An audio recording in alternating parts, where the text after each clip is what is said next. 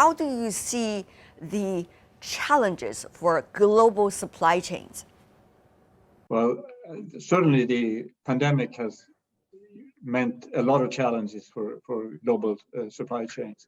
What happened was, of course, that the initial shutdown in China had a very short-term impact, but then because China recovered so quickly, it actually was not a big problem in the beginning.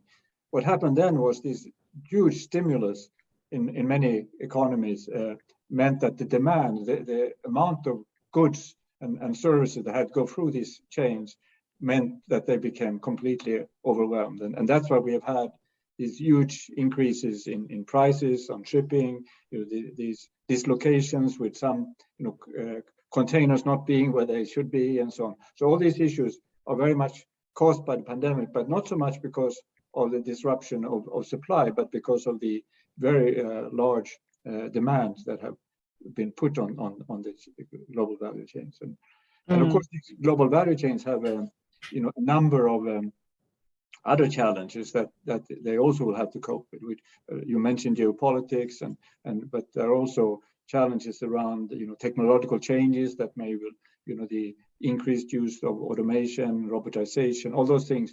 But the overwhelming challenge is the climate challenge, because in terms of what's going to be produced, where it's going to be produced, how it's going to be produced, all that is going to be determined by these efforts to decarbonize the value chains. And these firms that are in charge, they will be forced to implement this along the whole value chain. And that is a huge challenge. I think the lesson from the crisis now is that this is actually much more difficult than we thought, because these global value chains are based on very close relationships, and they in these value chains, tremendous amount of information and very sensitive information is transferred, and that has to be built on trust, and that you cannot rebuild very quickly. And also the efficiency pressures, the cost pressures in these supply chains makes it very difficult to have multiple supplies.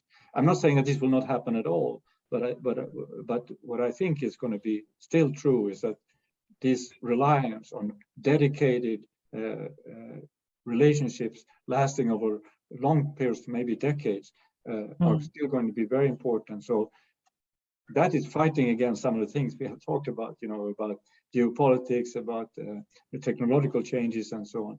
So it's, I think that this is where we'll end up. We don't know right now, but my prediction is that we will actually see more of these global value chains, and they actually also, I think, can be a very important tool for decarbonization, because they, what the basis of these global value chains are the ability of these firms to implement standards and rules and across the whole value chain. And you can do that by decarbonizing, by imposing a carbon price in these value chains and so on. And that's going to be, I think, the future.